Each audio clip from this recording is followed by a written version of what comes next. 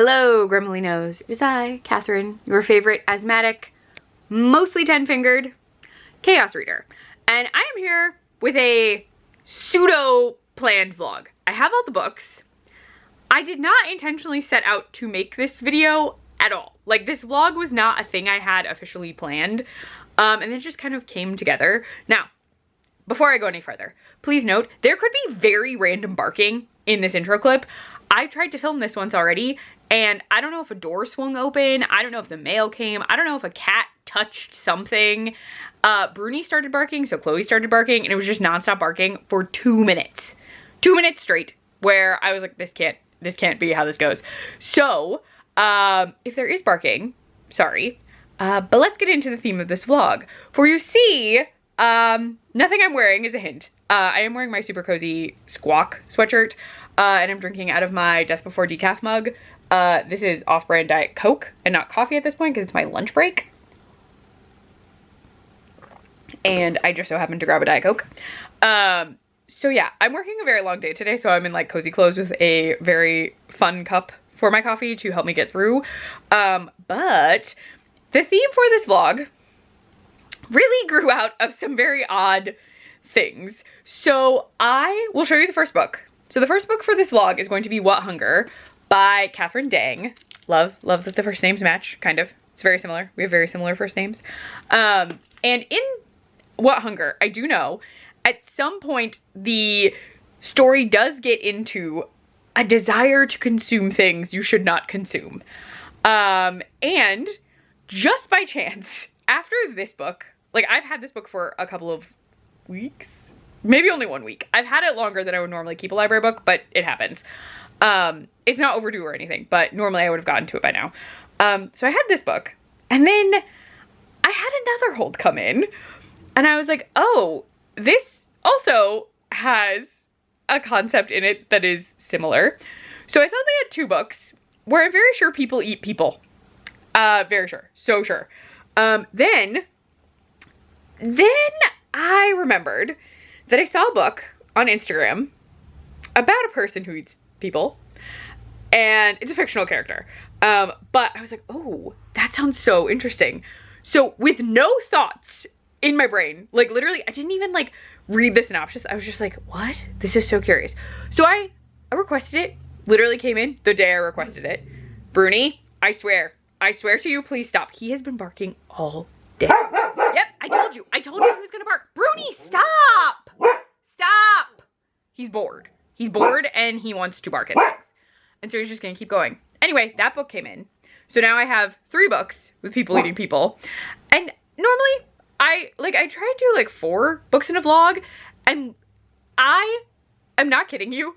Literally over the weekend, a book that Jordaline talked about that she mentioned had possible people eating people in it arrived at my library. Like, she liked the book, so I requested it, and I was thinking, oh, it'll be a few weeks because like I think it's newer. No, I had it within days. So now I have 4 books where there is a discussion of people eating people in some capacity. And so thus, this is the people eating people reading vlog. So that's what we're doing.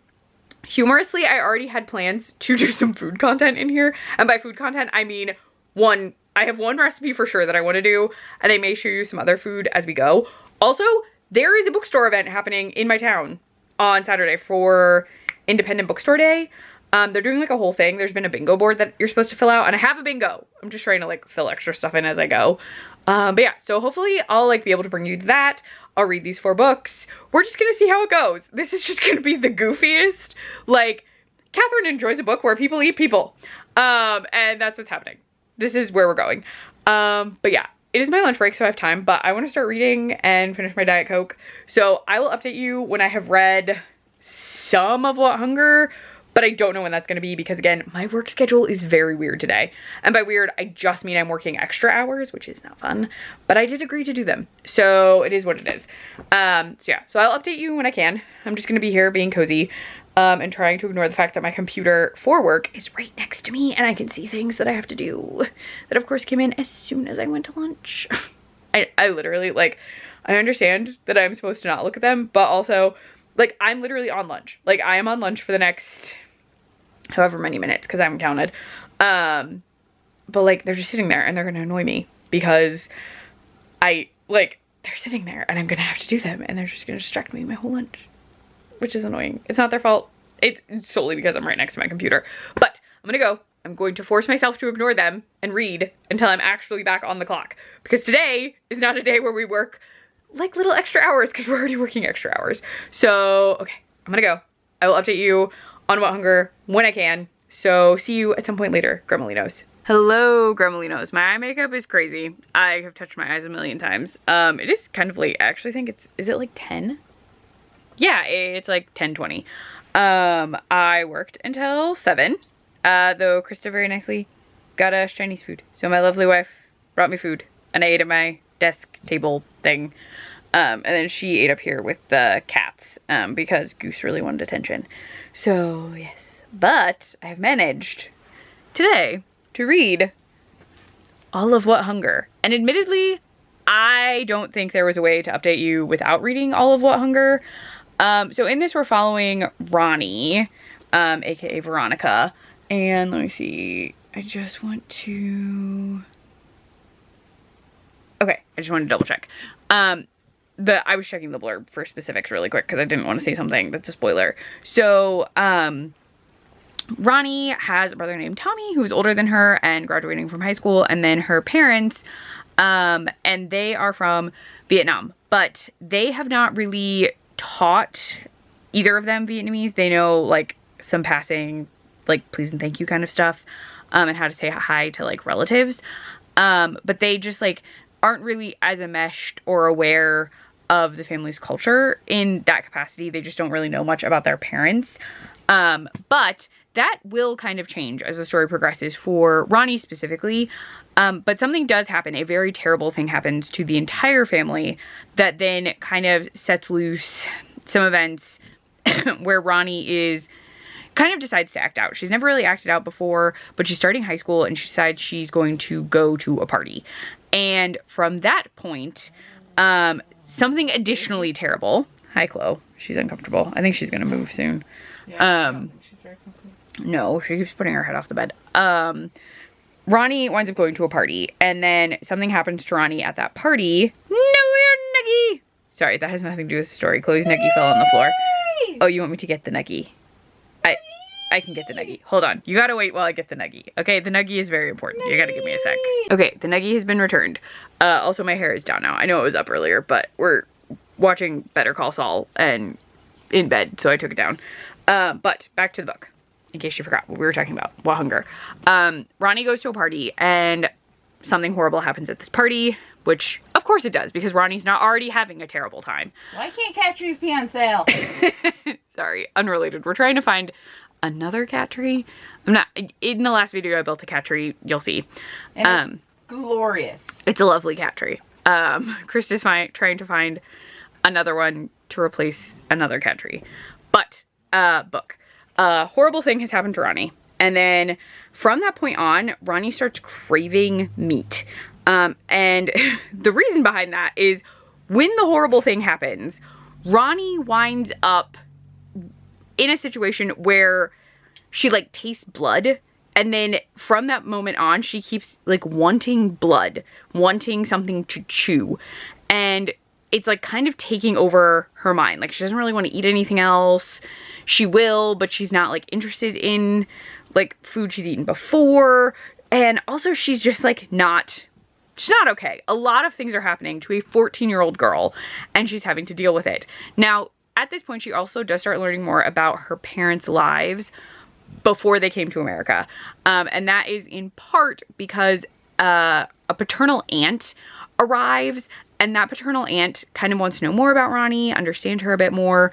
And so she is like very invested in kind of talking to her, and things just sort of like come out and are told to her. So she is learning more about that. So the book itself really does examine responses to trauma a lot, and I feel like it was, I don't know if I would say a good or a bad choice to read this immediately after Such Sharp Teeth, but there are discussions in both of these, like both books, where I was like, oh no, I don't know. Like those events occur, and I was like, I don't, like, it's not a thing that you want to think about, but you know it does happen. And I'm not going to get more into that because I know the blurb doesn't say. It does say, okay, so a boy does cross the line. It does say that in the blurb. So just know men are terrible. Even boys are consistently terrible. And that was kind of a thing that came up in Such Sharp Teeth, which I literally read yesterday. And now, For What Hunger, I like started reading. I was like, no, oh no, no, no. Because I didn't actually read the blurb. I just knew like an event occurred and I didn't read the whole thing. So just know going in that Ronnie is consistently being hit with trauma after trauma. Are you okay? And then, yeah, I think she's gonna move to the couch. And then having to deal with that, even though she's 14. And she doesn't want to talk to anyone about it because she's 14. And she's like, I don't want anyone to know about it. Like, I'm not talking about anything. I'm not talking about my feelings. I'm not talking about my, like, the stuff that's going on with my family. I'm not talking about this thing that happened to me. She just very much focuses on, like, her revenge. She's like, I will get my revenge. Which, in that sense, it reminds me, it does remind me a bit, a tiny bit. There are some scenes that remind me of The Eyes Are the Best Part, in like a sort of sense, because in that, oh, why can't I remember her name? The main character of that book, does become fixated on eyes, and in this, Ronnie does become fixated on the consumption of blood, meat, raw things. It becomes a fixation point for her, but also you can tell this is a child going through a lot of trauma, and this becomes like a thing that is getting her through, which is sort of what Such Sharp Teeth, that I read before this, also examines. Our character has developed coping mechanisms to get through terrible events that she then uses towards a different terrible event. So we're like watching her develop coping mechanisms, and that coping mechanism becomes meat and revenge. So it's a very well written book, and it does look at like different immigrant experiences within the Vietnamese community in, I would not say overall, because I don't know, but it does discuss like how it's different for Ronnie's family versus her aunt's, and like her aunt lives in California and there are more people and there's a bigger community, whereas her parents have family, but her mom doesn't seem to really have friends, and her dad does some stuff, but they don't really like connect with a lot of people. Their decision towards church is a bit different than other people's. So we do get an examination of how her life is different even from other members of her family. Oh, you're looking at more cat trees. But yeah, so I do think it's a very well done book. But the fact it's so, this is gonna sound so odd, but it's just so sad that it's happening to a 14-year-old. Like, everything happening to her, she's 14. She's literally a freshman in high school. And so the more I was reading this, the more I was just like, this is so sad. Like, overwhelmingly sad. Even though it is horror, there's rage, like, it's just sad. Like, I just want to, like, fix it. And there's no way to fix it for her. Really, not ultimately. And so I'm just like, oh, this is oof. And, like, people aren't, like, picking up on the fact that things are not going well for her.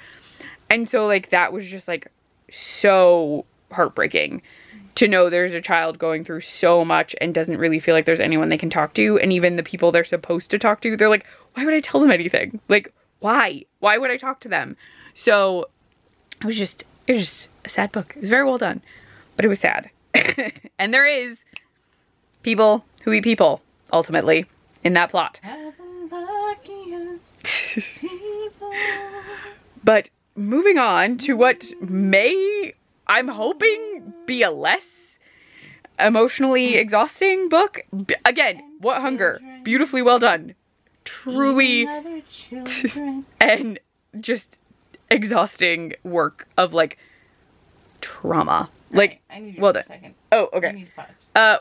Hold on. Let me just tell them what the next book is, and then I'm good. All right. So the next one I'll be reading is Nothing Tastes as Good by Luc Dumas. I think it's Dumas and not Dumas, but I'm sorry if I'm saying it wrong. He's written a book I've never read. I know people have read it.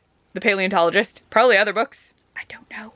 I do know this is about a man who goes on an experimental weight loss journey and may or may not eat people. So be ready. this next book, the cover of this also resulted in me putting donuts on our grocery list. So now I really want a donut. Even though my Chinese food was very good. Sadly, my wife's was not. She always gets seemingly destroyed by our local Chinese food place. They always do something weird to her order. They don't have pictures. Yeah, they don't have pictures. They don't list ingredients. There's and no so reason to put it in there. yeah, she got a thing that's a noodle dish that she got somewhere else that was really good, and they put cabbage in theirs, like the one here. And Krista hates a wilted lettuce. A wilted anything. Not a fan. But I must go look at cat trees. So I will talk to you tomorrow at some point about Nothing Tastes as Good. Maybe I'll make coffee with you before that. I haven't decided. But I will see you tomorrow, Gremlinos.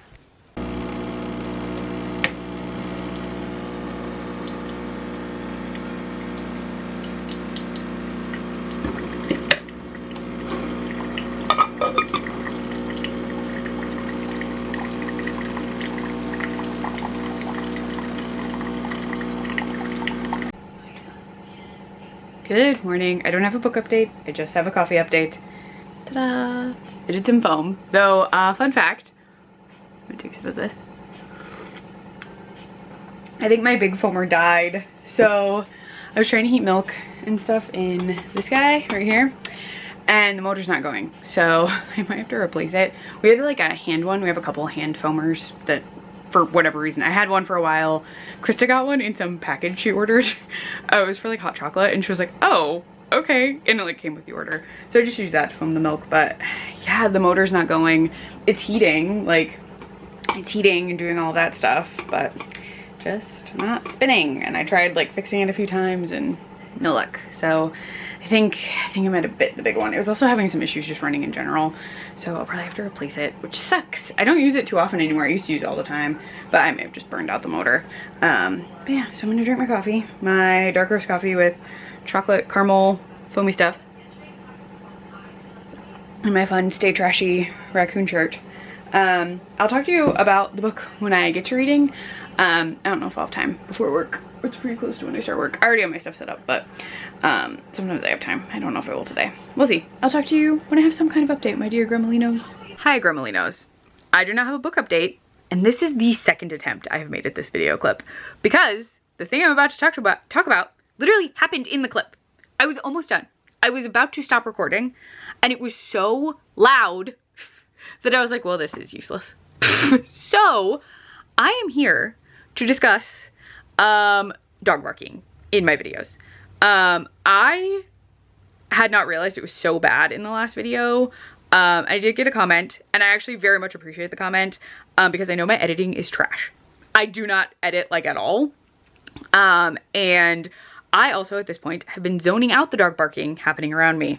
So instead of being in my office, I have been working in my living room because of Chloe's IMHA, because we don't know her red blood count. And as of her last appointment, it was still low. She's considered anemic. So if she injures herself, I can't be in my office for an entire workday, because I need to know what's going on with her. She's normally fine for like an hour or two, but because my workday is basically 8:30 to 5, I can't not be down here. And that has been causing some issues just in general, because I run into the problem that sometimes it's very loud down here, because one, I have to run the TV at a pretty high volume, just to try and mitigate outdoor noise, because it's loud in our neighborhood, especially when the weather is nice. I live by a bunch of retirees who mow and let out their dogs. And those dogs bark, and then my dogs bark, and my dogs bark at the lawnmowers. It's mostly Bruni. So Bruni is our cattle dog mutt, and he and Chloe are actually about the same age. He's a little older than her. He has always kind of barked, but not this bad. He is now barking at the television, any sounds outside, and really just any time he feels like it. Some of it is boredom, because he cannot actually interact with Chloe right now. They can a little, but the problem is he gets too excited, even though they are the same age. And he has jumped on her foot, the one that we now know has a broken toe, more than once. And we just can't have him in this half of the living room. Now we've set up the other half that he's on with like toys, food, water, stuff to keep him occupied, and he's still fixating on barking as a means to release energy, which is not great. The issue is it's happening so frequently that at a certain point I can't deal with it, which is not good for you. I just start zoning it out and telling him to be quiet and just kind of white knuckling it through the barking session because I just am so tired of telling him not to bark. And what's frustrating is he was better. He was better and the behavior got worse at a certain point. And I had thought it would, like, I was like, okay, maybe if I leave the TV on more, he'll get used to seeing dogs on the TV again and he'll start, like, because I'm telling him no and stop and all of that. And it's not working.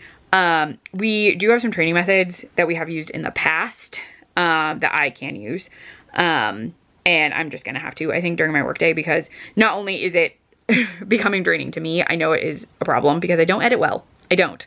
And I zone out the barks at this point, so I don't even catch that they're in the clips, which is my own fault. I understand that it is a problem.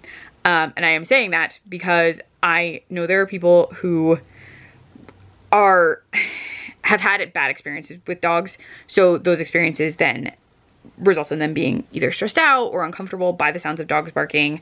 I know these are large dogs, so they make large dog sounds. And some people, even if they have not had an experience with a large dog, the sound of a large dog barking can be scary. It can be stressful. It can remind you of something that occurred. I know that my mom herself had to get used to even being around the dogs because she is actually afraid of large dogs.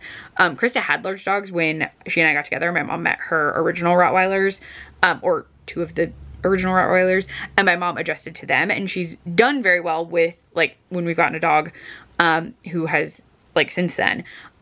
But it's still stressful for her. Like, she still gets stressed, and we try and, like, mitigate that stress as much as possible. My parents don't visit very often. Also, my dad's allergic to cats, so he can't even come in my house. So that's a whole thing. But, like, I understand it's stressful. And then I do feel bad. I feel bad that I haven't caught the barking, and I haven't really thought about it because it's been happening so much in my day-to-day life that I'm just, like, zoning it out. And I am going to try and mitigate barking in other videos. I do need to deal with Bruni's barking. Like, Bruni barking is actually causing Chloe to bark and jump and do things she's not supposed to be doing, especially on her broken toe. So I really do need to deal with it. I have a plan. I was talking to Krista, so that will be going on. So if you see dog training stuff, it's because I'm trying to do that. Also, a truck is going by, so I'm really hoping no one barks. Literally, I filmed this whole clip the first time and they all just started, like, it was just bark-a-palooza. And I was like, of course in the video where I'm apologizing for dog barking, you all start barking. So I understand, and I am sorry. I've had to skip videos or not watch videos when there's stuff in it that I know is going to cause me undue stress, and I don't want to do that to people if I can avoid it. So I do apologize if it has been an issue. I understand the last video it was, and I am very sorry. It was not intentional. I just didn't, I at the point where I filmed the clip, I'm so sure that I was just burned out on telling them to stop barking because it had been happening so much. But please know, I'm going to try and do better in videos going forward. There may still be barks. I cannot promise you there will be absolutely zero barks. I can't. I really can't. And I'm sorry. I don't have the editing skills or the luck with filming, but I will try and limit it as much as possible. Just because I'm sure even if it's not something that stresses you out, if you have dogs, it's probably setting your dogs off, which is then ruining your day because your dogs are just barking like crazy, and my dogs who are barking like crazy. So I do apologize for the dog barking. I will try and limit it. I will do my best. I will also try and film. I'm still gonna have to film in this living room. Sorry. There's no way around it, but I'm going to try and film when they're tired, or I will give them something before I film so that they're doing something else. You may hear dog chewing sounds at that point. Because I may just give them treats. I don't know. I actually do need to take them for treats. This is my lunch break and they get a treat during my lunch break. But yeah, so I just wanted to say I apologize if the barking has caused anyone any, like, undue stress or frustration in any way. It wasn't intentional. I admittedly just zoned it out because it's been happening so frequently. And I knew in the warmer months it was going to get worse, but it's just been, like, another level this month. So I apologize. I am going to try and work on it, both in dog training and in just general video stuff. Just know that I'm trying. I'm sorry if you do need to skip clips or even skip a video because it's too prevalent and I wasn't able to take it out. I completely understand. Anyone should do what they need to do for their own peace of mind. So I completely understand. I am very glad that I didn't actually film at the dog event we went to last week, because there was a dog there that barked the entire time. He was so stressed out that he couldn't calm down. So like it was all barking. It was even a little much for me, and I felt bad because the dog was so stressed out. But yeah, so we'll try and do better with limiting it in videos, and trying my best to keep the sound of it out of this, and also work a bit on training Bruni. But I'm gonna go because I keep hearing loud things and I'm very worried they're gonna start barking again and I will have to refilm this again. It just, I understand it's a lot. And y'all didn't sign up for 3 dogs when you came to this video. And really just the barking one over there. You can't even see him, but the barking one. Just know Bruni and I will be working on it, because it's really a lot and it is actually not great. So yeah, I just thought I would include that. So please know I'm trying. I really am trying to limit it in the videos. I promise. All right, I will talk to y'all in a later clip. Good morning, Gremolinos. It has been chaos. Unbridled chaos this morning. Okay, so taking dogs out, totally fine. Got all that done. Got dressed, got ready for work, got all my work stuff set up. All totally fine. I go to turn on my coffee pot. My Instant Pot coffee pot that I've had for a few years at this point, but like totally reliable, haven't had any issues. The display screen won't turn on. So like I keep plugging it in, unplugging it, plugging it in, unplugging it, and the top of it will not light up at all. Like I'm trying everything. I did Google and something was like, leave it unplugged for an hour and try again. Then maybe it'll work. I though was just like, are you kidding me? Cause like my frother died yesterday, which I didn't even need. I just wanted to use it for like a fun little thing. So Krista just got me a new frother. Like she found one while we were at grocery shopping. She was like, yeah, just get this one. And it's like, just quick and easy, like no fancy stuff, like easy to use. So I have that. And then I don't understand why all of a sudden my Instant Pot isn't working. Like my coffee pot, like my go-to uses K-Cups coffee pot. So I'm like, I don't know. And like, it hasn't been acting up. So I don't understand. And so I kept trying that and trying that and trying that. I tried that for 20 minutes and I was like, I can't go a day without coffee. And now this is where we get into the Catherine is a slightly paranoid person bit of the morning. I have a Mr. Coffee, like an old school 12-pot coffee pot that I've had for ages. I actually insisted that we get one when I moved into this house because my old one broke. It was actually my old one. I had an old white Mr. Coffee, like it was my mom's. She gave it to me when I went to grad school, but the top of the coffee pot was missing, and Mr. Coffees have a safety feature in them. So if you don't have the top of the coffee pot on the coffee pot, it won't brew. So I had to break that Mr. Coffee so it didn't have a knob, the safety knob, so it would just brew coffee. And I had it kind of worked, but like it was really old and you're technically not supposed to use them when they're like that. So we eventually threw it away when we were like going through kitchen stuff. But I was like, I really need like a Mr. Coffee, just like in case we have guests, which we like never have. But I was like, just in case, like, you know, just so we have an original like traditional coffee pot. And I mean like an electric coffee pot. I'm not doing stove coffee pot stuff. And I have one. It sits on my coffee station. I don't use it. It's a little grungy because it's been next to the oven, so I literally washed the entire thing out. I got water in it. I got coffee in the reusable filter because apparently we could only find reusable filters, so I have like one reusable like filter that sits in there. I got that in there, and I'm brewing a pot of coffee, like a standard original pot of coffee. I will show you. I was just like, are you kidding me? And I don't know what's wrong. Like the Instant Pot's been totally fine. So I don't know why it's not working all of a sudden. So I don't know. I don't know if it hit its end of life. I don't know if there's just like a short. I don't know if it's just being weird. I don't know. But I'm brewing a pot of coffee so that I don't die. And I say that like, you think, Catherine, you won't actually die. No, I won't actually die. Will I have a truly terrible day if I don't have coffee? Will the day where I'm working 2 extra hours be made even worse if I have to white knuckle it through without coffee and attempt to drink Diet Cokes or see if I have a cold coffee in a can in the fridge? Yes, I just don't want to do that. I would rather just have coffee. And like knowing it's not working was bothering me so much, but I'm making a pot of coffee. I will have a pot of coffee to drink. So that's happening. That's my morning. Also, let's briefly talk about Nothing Tastes as Good. I am on chapter 20. I'm 138 pages in, and I'm not getting what everyone is liking about this so far. I'm really sorry. Actually, am I that sorry? No. I'm not caffeinated and I have a headache, but I'm not sorry. So, okay, the premise of this is that Emmett Truesdale, who we officially know weighs 335 pounds because they decided to tell us that. That was my bookmark. He signs up for a weight loss trial, and they wind up doing like a surgery, and then there's other aspects to it. So he like does this whole thing. He insists they didn't actually tell him anything about what was going to happen, and they're like, we totally did. Have I mentioned how truly great this morning is going? Have I really indicated to you that I'm having a great morning? So Emmett gets a surgery, does all this, and like it does appear to be working, but the book is not what I expected. So I do like mixed media. I'm a fan. I think it's a fun concept for a book. We open this book with a scene to prove to us as you start the book. And like, okay, the blurb does say it comes with killer side effects, and then says it's told through news reports, interviews, blah, blah, blah.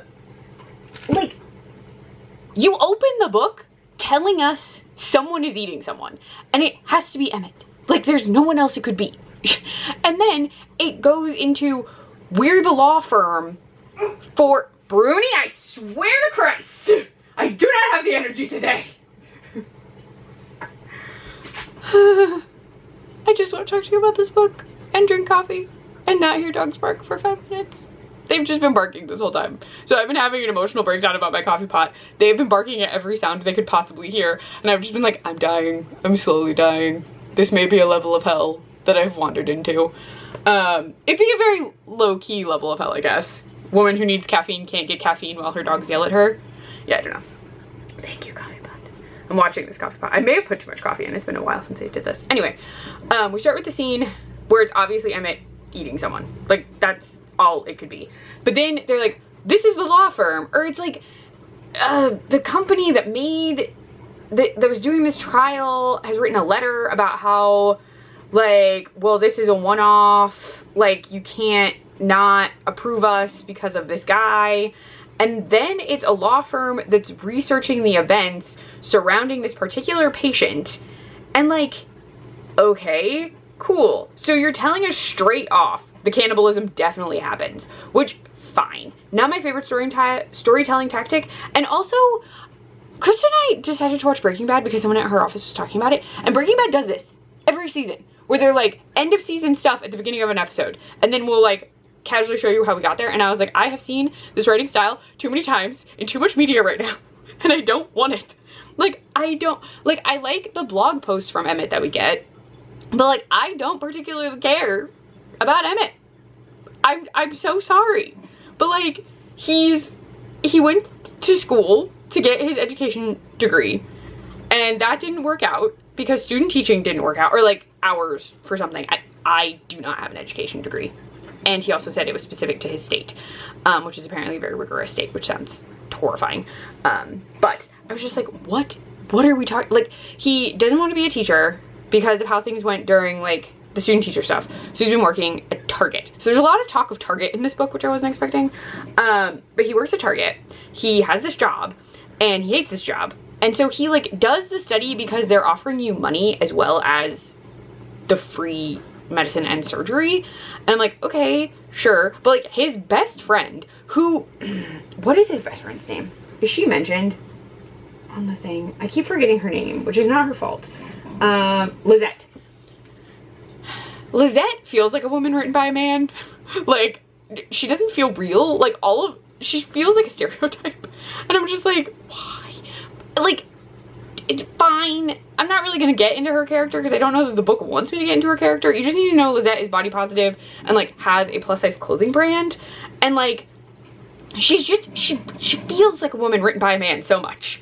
And I just like, I'm still reading it because I want to know when the cannibalism is actually going to start, because while I've been told it occurs, hasn't started yet, and I only have like 190 pages left or something.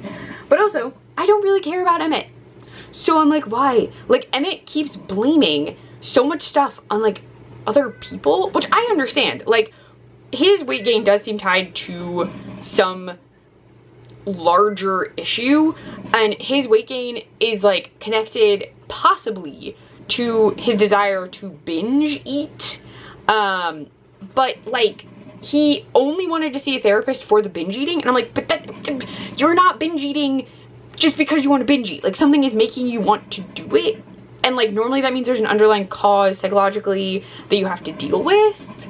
And like, I'm coming at this from like reading some of this. I'm like, okay, I have done some things. I was once very, very, very thin.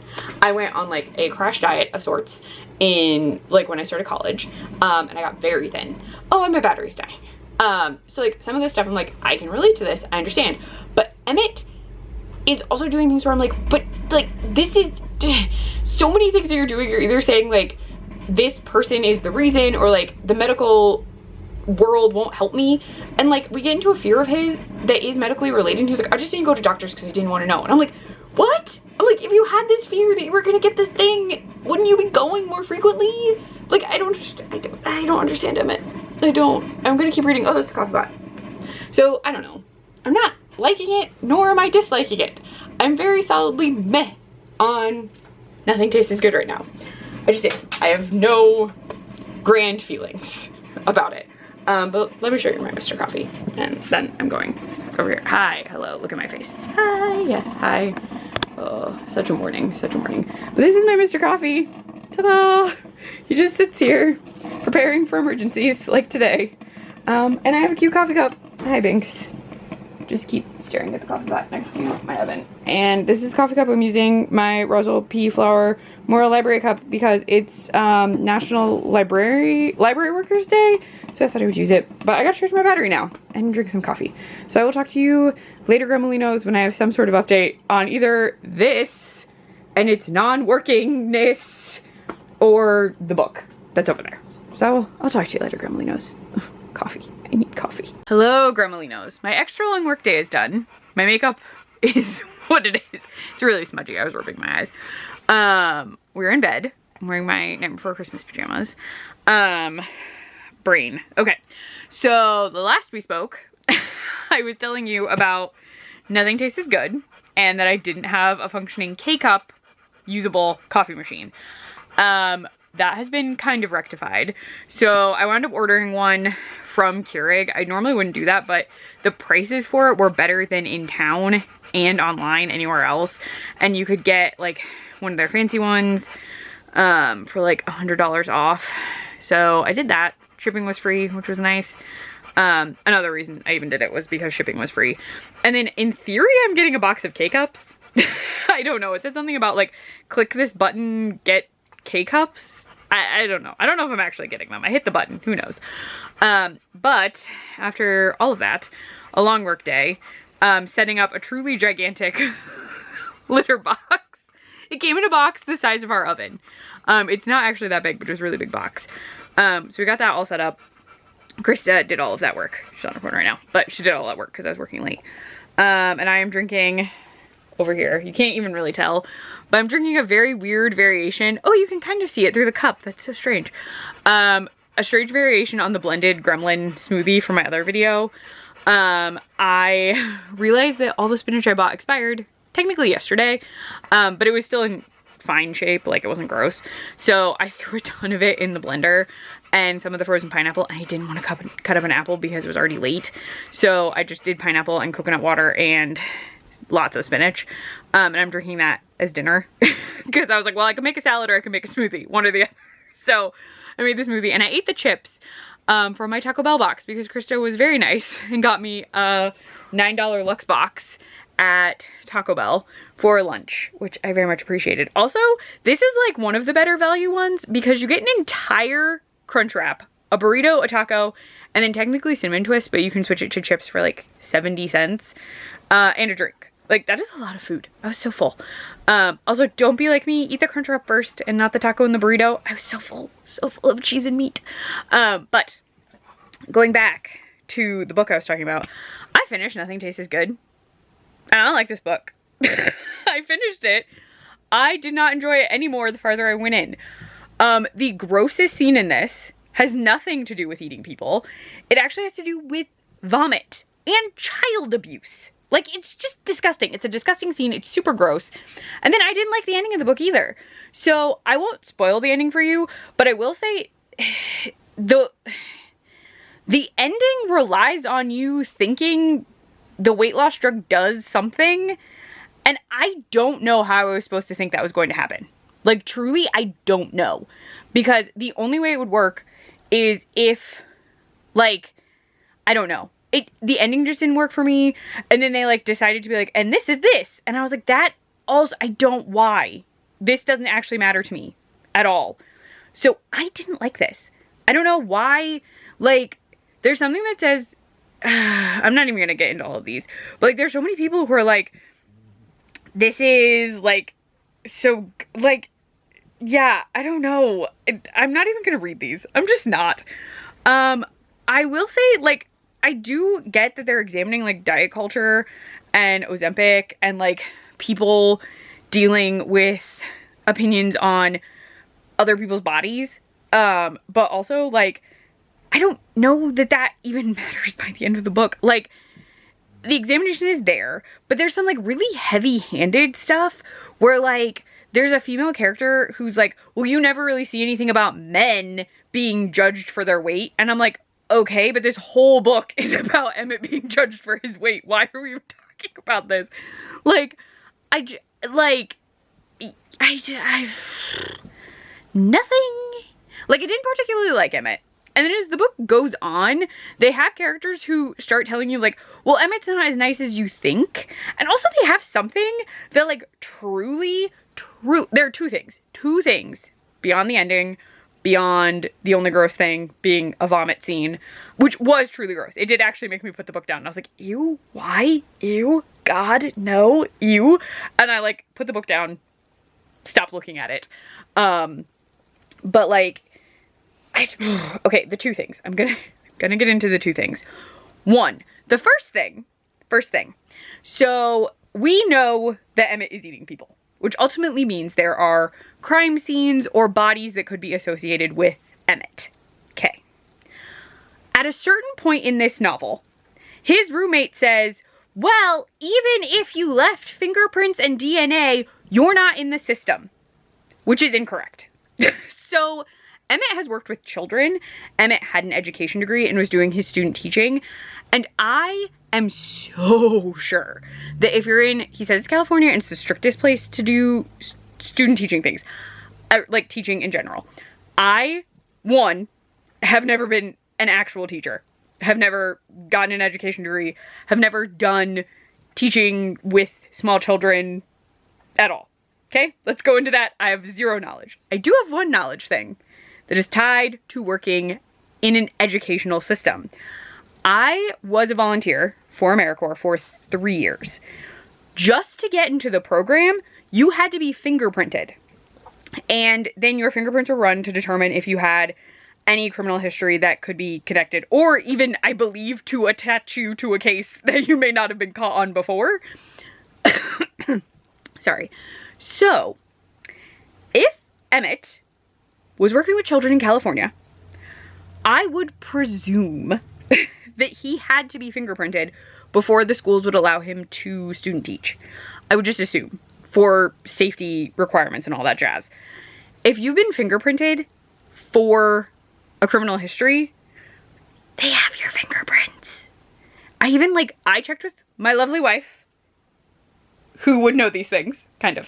Not for California specifically, but I did ask about fingerprinting. And she was like, yes, they would have your fingerprints. I was like, I thought so.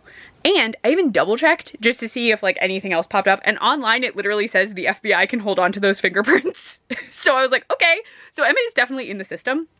And they do give kind of a reason for why maybe that hasn't caught, like, he hasn't been caught, even if they are at the scene. But his fingerprints are in the system. They would have to be. I am so sure if they're so strict about the hours and the unpaid experience, blah, blah, blah, blah, blah, that Emmett is talking about. Also, if you are a teacher and you're watching this, I assume you have to do unpaid hours. This is not like a direct question to, like, get certification.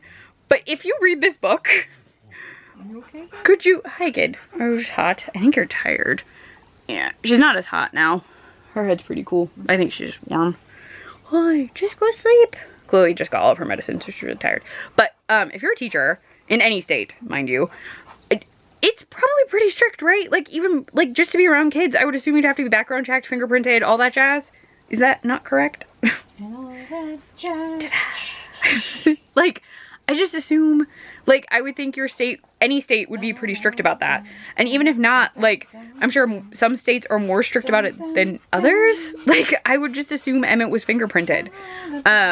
So yeah, I just feel like some of what Emmett talks about, I'm like, I don't know how much I believe any of the educational specific stuff that's happening. So if a teacher or former teacher or planning to be a teacher person reads Nothing Tastes as Good, could you please give me my any comment on Emmett and the discussion of the education teaching system, like, and all of that? It just does not feel right to me. Oh gosh, brain. Second thing. So they make Instagram and Emmett's Instagram crucial to the plot at a certain point. Like, it's part of the, like, mixed media elements, which I don't think really work because you can't actually see the images. It just says, like, image file with nothing there, not even, like, a blurry thing, which I think is so strange. But he, like, because he signed an NDA. We just got sent a free one because the one we got came from California. It did? FedEx. Oh and the my one we're gosh. getting from Amazon is coming from New Jersey. Oh, that's so weird. Hold on. I will tell you. I know this clip is so long. The other thing. They must have had a glitch or something. They have to, because you didn't. There's 'Cause I didn't nothing that order came it. out of the account. Right, it would have come out of... The account, because you only use PayPal when you're online, and you Yeah. would have told me, like, hey, this is coming out of PayPal. Hold on. So they have Emmett, who Because is... Amazon just emailed me back and they're like, this is at our facility. It hasn't even shipped yet. What are you talking about? And I was like, Oops, sorry. my bad. Okay, so I'll get back to the Emmett thing, because I have to be very vague anyway, because it's kind of a spoiler. So Krista ordered... The top of the line. Yeah, a very, very nice Extra litter large. robot thing. Like, huge for our boy cats. Very nice. Very cool. So we got it from Amazon because it was easier to get it And from they had Amazon. a special bundle package Yeah. where you ended up spending less than you Oh, would have Windows. from the company and their website Right. directly. But I before went to the company and the website to see what their price was, to see if it was cheaper to get it from them directly, and it wasn't. But you had to put it in your cart to see the price. Mhm. But then I didn't purchase it. Yeah, it showed up today, and, like, she got a FedEx notice that something was coming I had to sign for. So I signed for it, and then she came home and was like, this isn't supposed to be here till May 1st. And I was like, well, it's here. And she has spent, after she set it up, most of the night trying to figure out where this came from. Because we only ordered one. Only one. And it was charged to a credit card. Right. But, like, there's nothing showing up on our bank account because Kira, don't eat. she has, like, the bank Kira. account as a default for stuff like that. If she has to use PayPal, which is Yeah. what she would have used for that site, because it's, like, the secure payment thing. But No email saying that she purchased it, that it was anything ordered. other than Amazon. Right, so we have no idea what's going on. We don't know why it's at the house. It's set up. But it's here and it's set up, so I'm not... Yeah, but we don't know why. Like, she didn't order it from their site.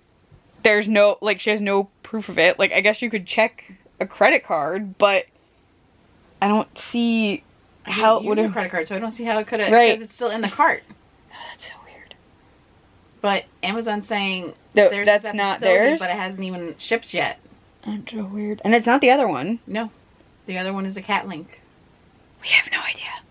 It's a mystery. So I think Home Run Pets website glitched, and because it was in my cart, It just sent it it to just you? sent it to me, even though... You didn't finalize purchase the it. purchase. Yeah, because I checked the account like 3 times. Because the one we're supposed to be getting from Amazon is supposed to have this step and extra deodorizers and extra trash bags. It was a Super Saver extra bundle.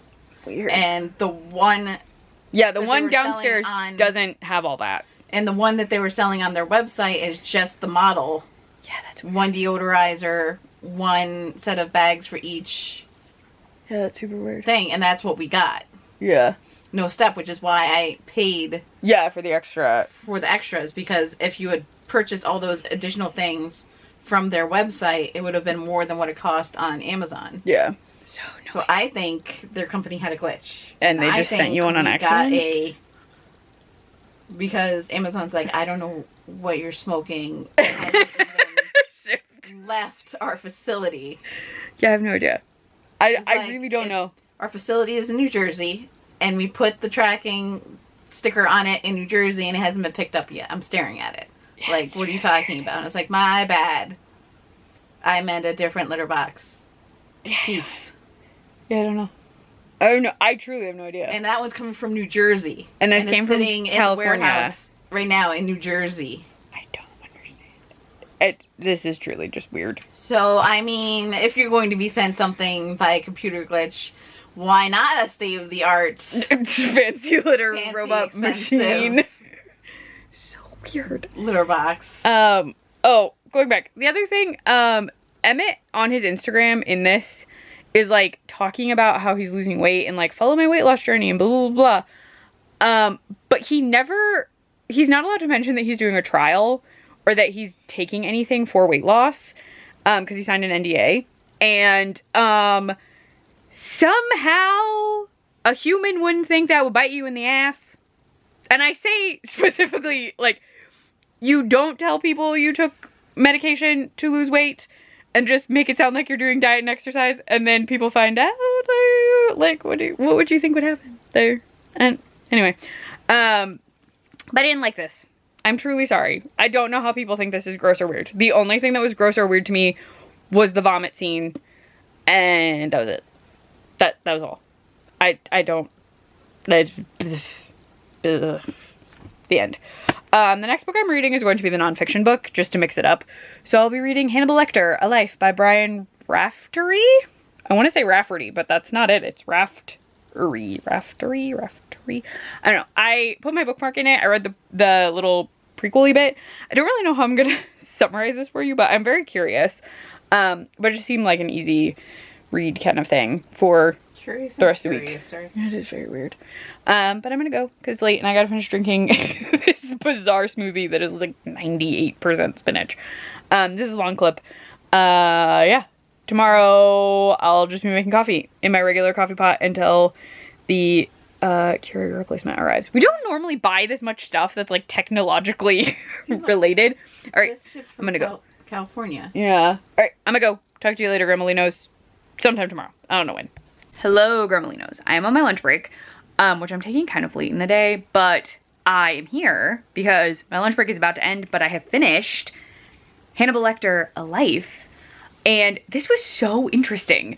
So it is nonfiction. So the entire book is an analysis of like the creator of Hannibal, Tom Harris, and then everyone who's been involved in bringing Hannibal to life in some capacity. So there's a discussion of all of the films, each of the different books. There's also the television show does get brought up. And then just some like general, like the creation of each of these things, but it was so interesting to read. Now, I did go into this as someone who has actually not read any of the books. I did request Red Dragon after reading through the Red Dragon part, but I'm already kind of spoiled for a majority of them because I've seen all of the movies, even Hannibal Rising. Actually, I haven't seen Manhunter, I don't think. Yeah, I've seen all the movies that share a name with a book. I don't think I've seen Manhunter. I think I've seen clips of Manhunter, but I don't remember actually watching Manhunter all the way through. I don't think so. If I did, I don't remember it. But I know I've watched all the other ones. And I watched Hannibal, the television show. I've watched Hannibal, the television show numerous times. I had Krista watch it with me. Like, I've watched it a lot. Like, a lot.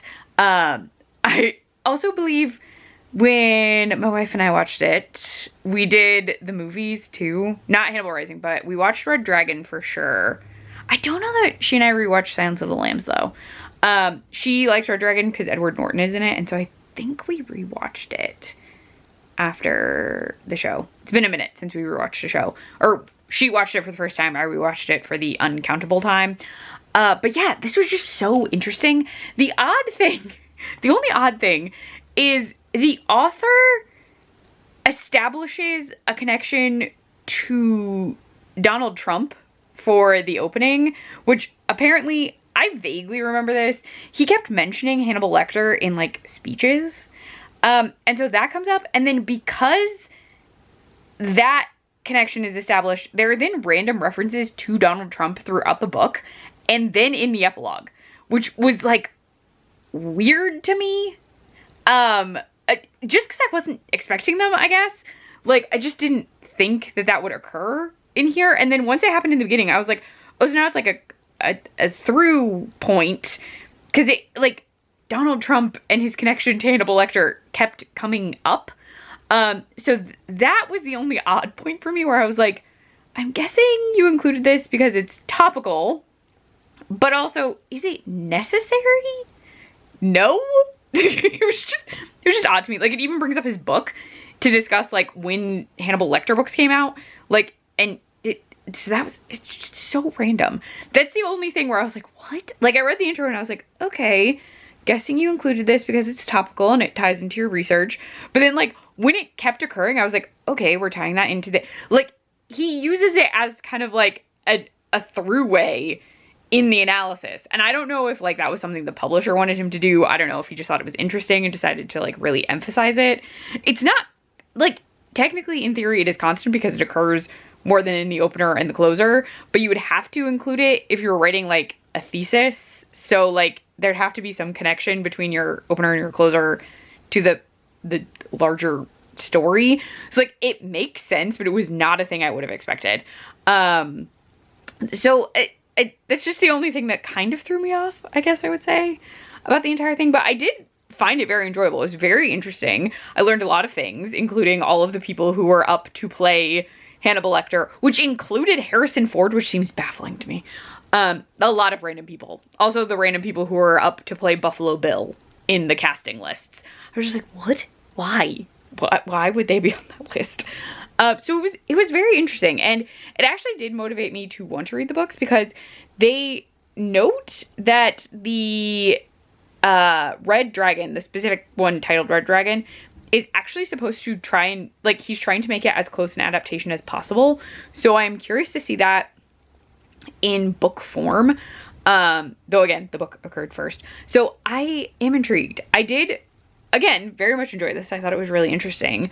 I learned a lot, and it was a nice change of pace from the last book because I admittedly, after that one, I was like, I could read another fiction book, or I know I have a nonfiction book like selected for this vlog, and I think that would really help like keep me reading as opposed to just like fixating on that book and like some of the stuff that I just wasn't that jazzed about. So yeah, I would recommend if you have consumed Hannibal Lecter content and liked it. I don't think you need to have consumed all of it. You just would have to have an idea of it and also not mind being spoiled for things if you have not read or watched them, because they do mention like endings of books and endings of television shows, and endings of movies. There is a discussion of the ending of Manhunter versus the ending of the book, and also the ending of Hannibal the book versus the ending of Hannibal the movie. So that was just interesting. They also do discuss the fact that there are licensing reasons, oh my phone is ringing, for why Clarice Starling could not appear in Hannibal the television show and other things, but I highly recommend. I need to go and answer my phone, but definitely recommend. This is a very cool read. That's all I can really tell you anyway. So I will talk to you at some point. I gotta go. Super fast, I forgot to show you.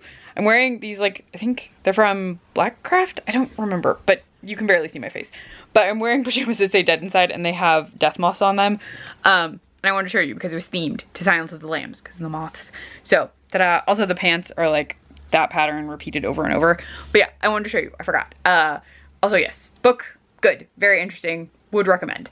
I'm gonna go now. I grabbed the phone real fast. So Kristen and I talked. I had to do with dinner and litter boxes, which we have officially determined that litter box came by accident, and that's great. We're not complaining at all that we have a mysterious litter box that arrived. But I do have to go. So I will talk to you probably not until tomorrow, but tomorrow is Independent Bookstore Day, and there's stuff happening in town, and I'm also going to go to the library. I'm possibly going to two bookstore-esque places in town, maybe a third that's out of town. We haven't decided yet, just to like look around, and like one of them is hosting stuff. Like I have to drop off that bingo card. So yeah, so there's stuff to do tomorrow, and I'm gonna take you along. So I'm gonna go, but I will see you tomorrow because we're going to get coffee / have coffee beforehand. So see you tomorrow.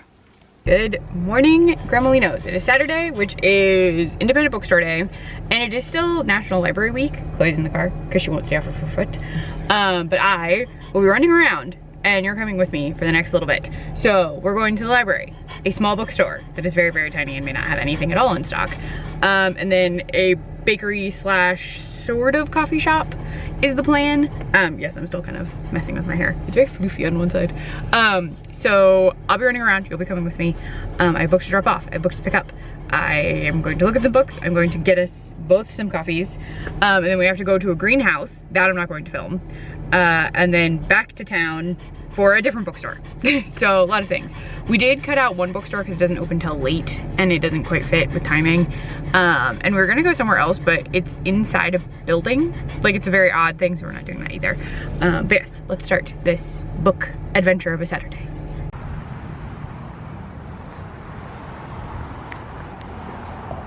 So it's super loud in here, but they said they were open online and nothing, not open at all.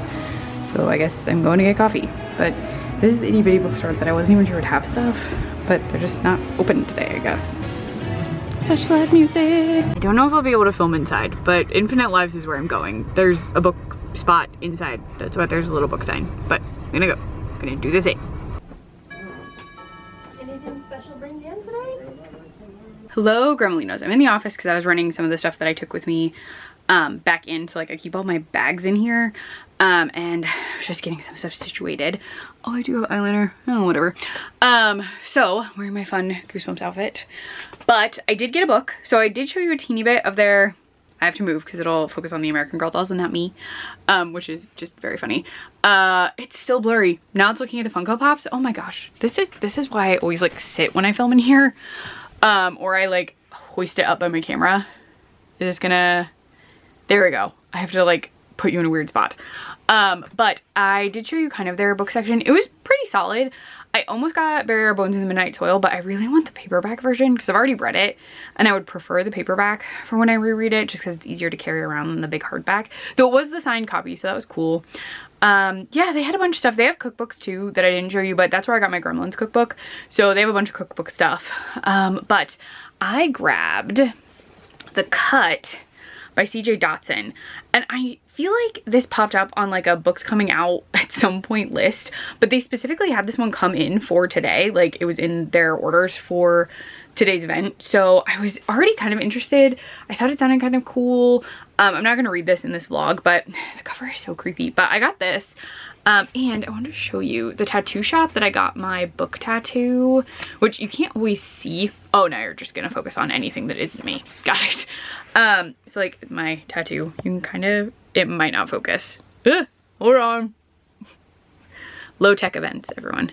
But my library tattoo, this was the tattoo I got where proceeds went to my public library. It was like a flash event they did for the library. They did these cool like coloring sheets. I grabbed this one because it had the most like fun little options, but they had like full-size ones, and I could have, you could hang out and like color if you wanted, but I just need to get back to the car. I was already in there for longer than I planned because I was really debating if I was going to get a book at all, but it was 10% off. I am interested in reading The Cut, and they had other stuff. I debated. I could have gotten my sister one of the Heated Rivalry books that I hadn't found for her yet, but they were way up at the top, and I know she's read / audiobooked Heated Rivalry itself, so I was less urgently trying to get them because I've gotten her 3 already. So yeah, sorry, my brain is a little tired. I had extra coffee besides that little drink that I picked up. Did I even show you the drinks? I did get drinks at that place where I was like at a coffee shop. I got an iced Americano with cold foam for me, and then some kind of fancy drink that they were doing for Krista. She liked hers. Mine was good, but I drank it really fast. And then I just grabbed some gas station coffee while we were getting gas. But yeah, I need to eat. So we have lunch. Krista is watching The Draft, which is the other reason I thought I would film in here real quick. Just to show you that I did get a book on Independent Booksellers Day, and the Four Quills never opened. like they might be opening, the person in line behind me, because I was like, well, I tried to go in today, but they weren't open. And the person running the event was like, oh, I think they're opening at 10:30. And then the woman behind me in line was like, no, I just went there at 10:45 and they're still not open. And she was like, oh, that's weird. Today's like a really big day. I don't know why they wouldn't be open. And we were all like, I don't know, but we're not going back out. So I'm not going. I was kind of hoping for today they'd have more books than they did for their opening, because when I went for their opening, they just didn't really have anything.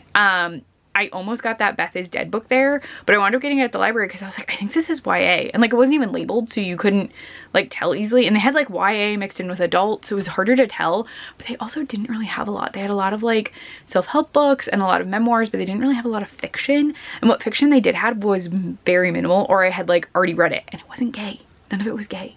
I will say Infinite, it's like Literaria at Infinite Lives. They had a ton of gay books like labeled, they had little rainbows on them. They had all the Chuck Tingle books. They had Don't Let the Forest In. I already mentioned Bare Bones in the Midnight Soil.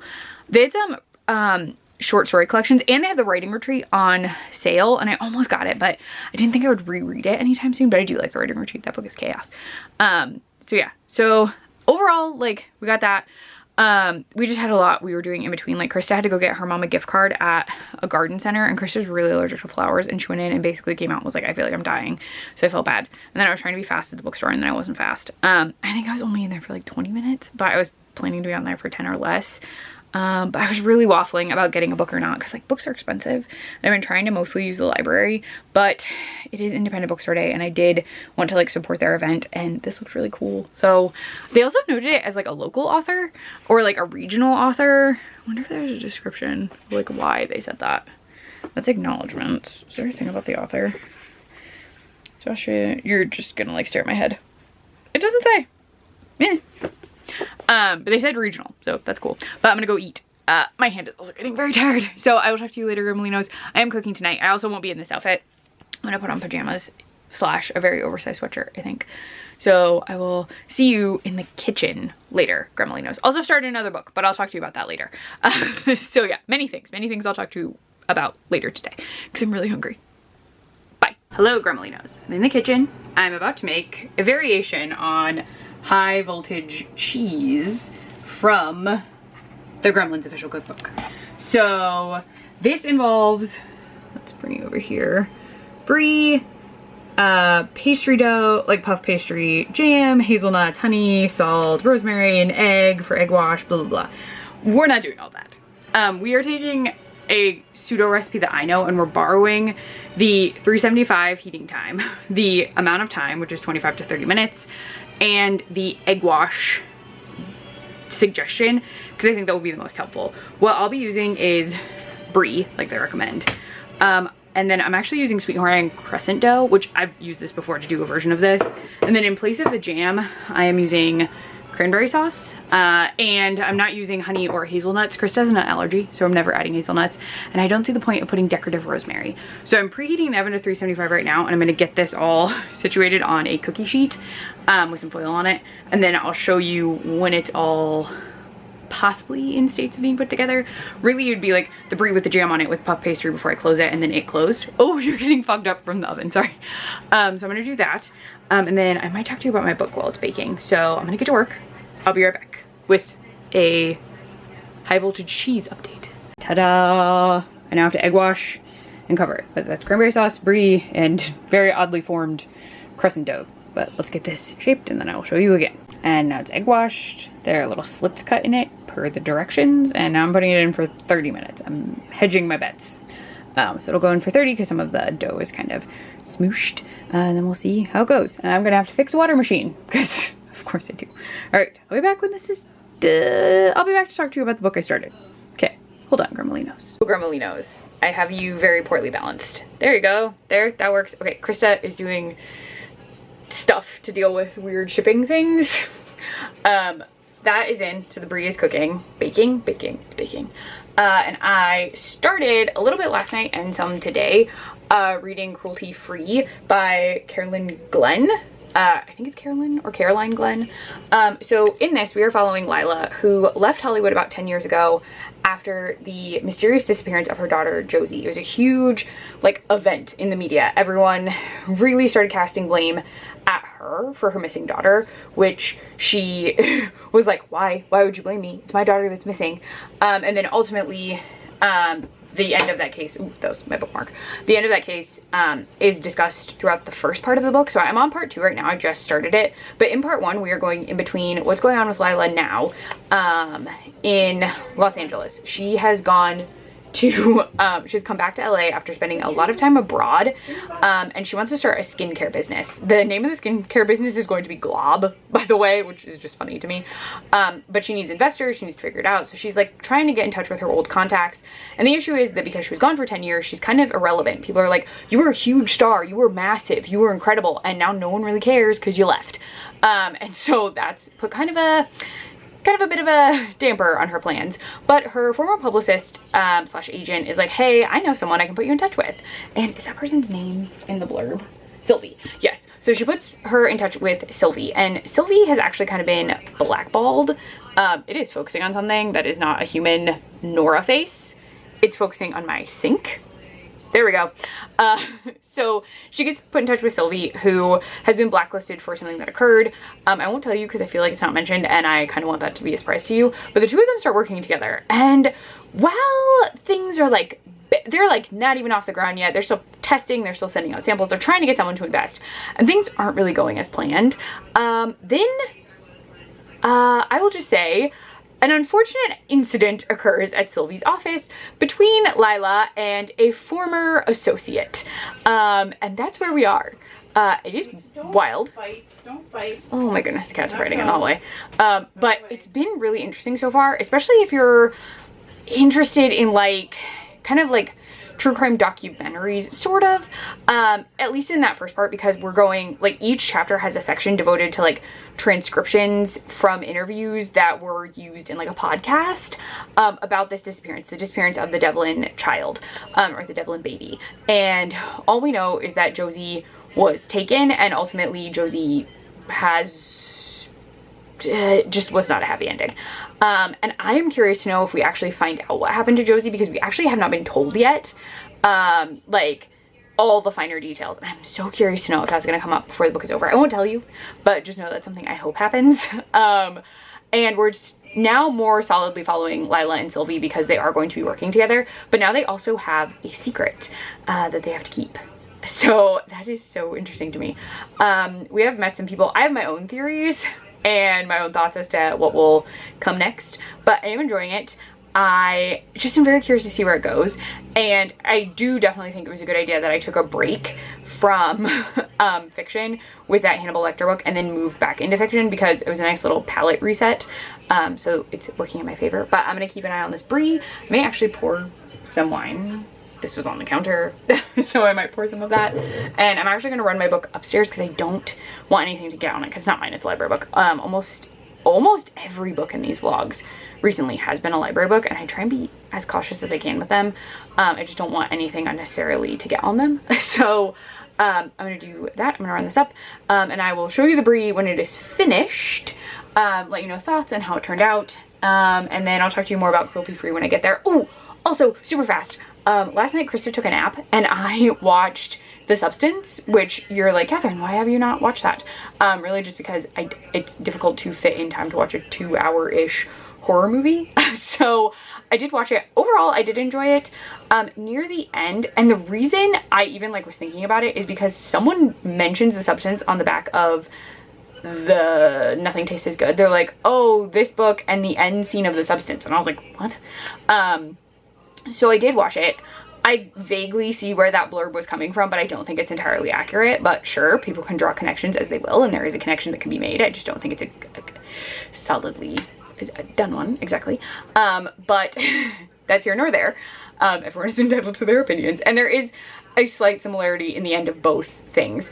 But overall, I was very much enjoying it, and like, a lot of things happened as like, I was like, oh, something, yeah, I don't trust either of you to be good at this. But I do think parts of the ending were like a little unnecessary. Most of it was solid. Like, we get to a point where I knew something. I was like, she's gonna do the thing. She does the thing. Sue specifically does a thing, and at like Elizabeth and Sue have done certain things that I knew enough that I was like, oh, okay, you two cannot be trusted. And Sue does something that I expected, and then I just felt like there's a scene where there's just like a lot of blood spray to like heavy metal music, and I did not think that scene was necessary. I think we could have gone from like microphone to crowd to her fleeing without that scene. I did not think that scene added anything to my enjoyment. I also did not care for the a thing falls out of the monster at a certain point, and I was like, well, sure. I just kind of was like, okay. The movie is very into like breasts and butts. Very invested in them. Very, very focused on them. I did double check, and I was like, is it a female? It's a female director and a female writer, but also like there's a lot of boob. There's just a lot of boob, and like boob used for horror, which was interesting to me. But overall I did enjoy it. I just thought that the like last ending bit I could have done without the blood spray scene. Everything else was fine. So yeah, I felt like it kind of fit with Cruelty Free being like a makeup related book, and then it was mentioned very specifically on the back of that book, and I was like, oh, I haven't watched it yet. And Krista was like, you can watch whatever you want, you can watch a horror movie, I don't care, I'm going to sleep. And I was like, well, The Substance is only like 2 hours, so that's what I did. But I'm gonna go. I'm gonna get stuff situated, keep an eye on this. I will show you the finished product when it is finished, Gremlinos. The water machine has been fixed twice now, and it just started beeping as soon as I started filming. But behold, baked brie. Look at it. It looks like a blob. Whoa. I'm gonna cut it in a sec. Oh, yeah. No, cat was under Krista's feet. This is it. I'm gonna cut it in a sec. I'm gonna give it a minute to like cool. But then I will cut it, and I will hopefully show you cheese ooze. Hopefully. Please hold on, Gremlinos, for cheese. Okay. I have a knife. I have a cheese. I'm gonna cut. Doop doop doop. Doop doop. Don't know that I cut far enough. I'm not very good at cutting things, y'all. Especially one-handed. Gremlinos, be prepared for nothing. It didn't happen. I'm gonna call in the A-team. Wife? Could you please? I can give you a not knife. You just slide it out. It should be cut, or cut it more. Which way did you want to cut it? This way? Well, I cut like a slice right there. I was just gonna pull it out, but it's not moving. Bang, bang. Yep. Our squeaky Maine Coon kitty. Yep. You can kind of see cheese. See, I might need like a spatula. Please don't cut yourself. Please do not cut yourself. I can give you a spatula. Yeah, it's not coming off. No. No. Goodbye! it's all burnt onto the... Well, the egg wash is stuck. Okay. See? Yep. Okay, we're done. You don't get to see a cheese pull. Look, that fell. Behold. Really hot cheese. Right there. This was about to just be a hot mess. I'm gonna cut it and throw it on plates. And we'll let you know if it's any good. Because, yeah. Every time I do egg wash, it sticks. And I don't want to clean it up off the floor. Because I've had to do that before. Alright. Please wait till later and we'll tell you how it was. Hello again, Gremlinos. My lovely wife is over here. What did you think of the brie? Delicious. She's being very nice. She did want a little bit more cranberry sauce, but I was following the layout of the recipe. But next time I'm going to do, I think, cranberry under and cranberry over. I also could have pulled out more crescent roll dough, and I only used 1 tube. But it was good. The only downside is it very definitely, all the egg wash kind of collects underneath as it's baking, and so it was stuck real bad. But Krista got it off. So it got onto plates. But yeah, so we just ate that. We're just gonna hang out. We're watching Running Point on Netflix, season 2. Sorry, I totally burped. But we're watching Running Point and chilling out. And then we're gonna do final outs with the dogs soon. We've already done some dog stuff. We like check them out and everything. But we're just gonna hang, finish watching some of this. And then later tonight we're gonna watch Draft Day the movie because the draft is currently going on. This is the best! Yes, so we're gonna watch Draft Day. But we're just watching Running Point until we get situated for bed. Goose is like, why are we yelling? It is kitty time. But yeah. So I will talk to you probably not till tomorrow. Grandma knows where I am going to be making a full pot of coffee. So Krista has to pick a coffee she wants. that is not in a K-cup so that I can get it into the coffee pot. But yeah, so I will talk to you tomorrow morning. Hi, Gremolinos. So this is the last clip of the video. This is not a clip I was like super jazzed to make or even expecting to make in this video. I'm also going to point out that if I didn't edit parts of this video that I made it sound like I was going to edit, this clip is why. So first, I'll just let you know I finished cruelty free. I can't, like, if I rated books, I would not rate this at this point because of what was going on, like, before I finished it, after I finished it, well, like, from the midway point on or whatever. That there is some, like, wild sapphic stuff, kind of, like, relationship of chaos, sort of. There's a scene that reminded me of Sweeney Todd.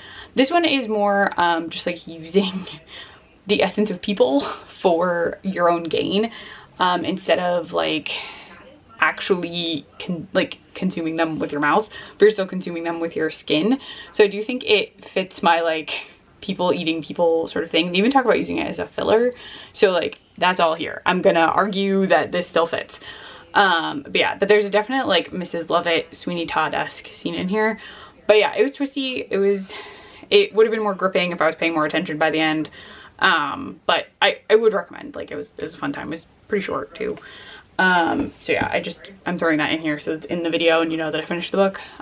So yeah, it is Tuesday afternoon and I am not at work. My work is aware. I did some stuff this morning and then I was like, hey, I'm gonna call it sick. And the reason for that is yesterday, out of the blue, Chloe was doing totally fine. Like, she ate her breakfast, she ate her treats, went to the bathroom fine, was playing with, like, some new toys we got her, these, like, emotional support kittens and, like, sushis, and she was really excited. Like, she was totally fine. Whew. I'm only including this so you know. So, like, she was totally fine, and then she threw up. And I was like, oh, that's not good. Like, she doesn't throw up very often. Kira is more likely to throw up because Kira eats too fast sometimes and then makes herself a little sick. But, like, Chloe rarely ever throws up. And I was like, okay, like, maybe, like, she'd been barking a lot at the garbage trucks, which is, like, a thing she does. So she, like, drank some water, she laid down, and I was like, okay. And then, like, 30 minutes later, she threw up. And, like, I had already called Krista and the vet when she threw up the first time because I was like, this is not good. When she threw up the second time, she, like, didn't really want to move after. Like, she went and laid down, and then she, like, didn't really want to get up. And if she did get up, it was, like, very minimal. Like, she was kind of, like, walking on the floor, but she didn't want to climb up on anything. And so Krista rushed home. She got a hold of the vet, or the vet called her. I don't know. I told them to call me because I was home. But they called Krista, and then we were supposed to take her in later in the day, but she was not good. Like, it was very bad. So, we got her in the car and we basically just called them and said, like, we're coming. Like, you can't stop us. We're coming. You have to let us in the door. And I appreciate the vets where we took her, but, like, their front desk staff is horrible. So, like, I had to call multiple times, like, couldn't get a hold of anyone. I was even calling multiple times in the car just to get someone on the phone.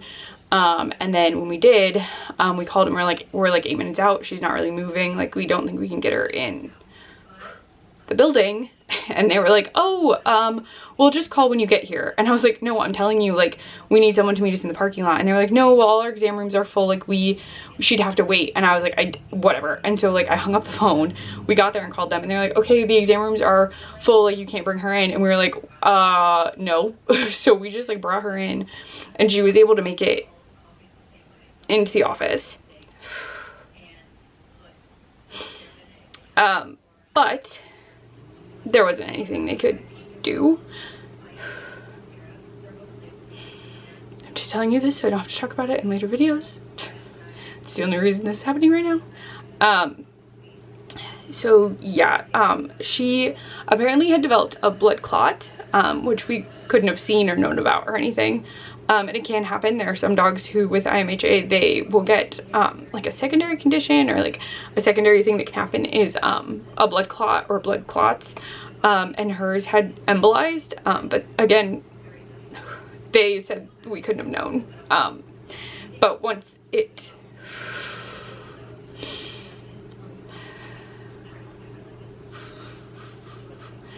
once it embolizes, you can't do anything. So yeah. They made her comfortable and we got to stay with her, but she couldn't come home. Yeah, I was really hoping I could hold it together just to like finish the vlog, but this is her last vlog. You won't see Chloe in videos anymore because I'm really bad at old footage. So this is her last one and we miss her a lot, and so does Kira, and the cats know something's up and Bruni knows something's up, but Bruni's not super aware of things. He's a very sweet dog, but he doesn't really understand what's going on. Kira does though, and Kira's very sad. The only reason she's not in here with me is I actually have to clean a litter box that we're giving to Krista's parents, so I didn't want her in the kitchen while I was trying to do stuff. So she's with Bruni, they're watching TV. But yeah, so yeah, that's the end of the video. I'm not gonna do an outro. So just, yeah, so yeah, it just was a really shitty day yesterday. And yeah, so I'm just letting you know that's the end of the video. I was gonna wait and do this later this week, but I really just like admittedly wanted to get telling the vlog this out of the way. But yeah, so I'm gonna go clean this litter box and have YouTube on, and then I'm gonna hang out with Kira and Bruni. So yeah, but I'm gonna go. I will see you in whatever video I film after this. Bye, Crumbly Nose.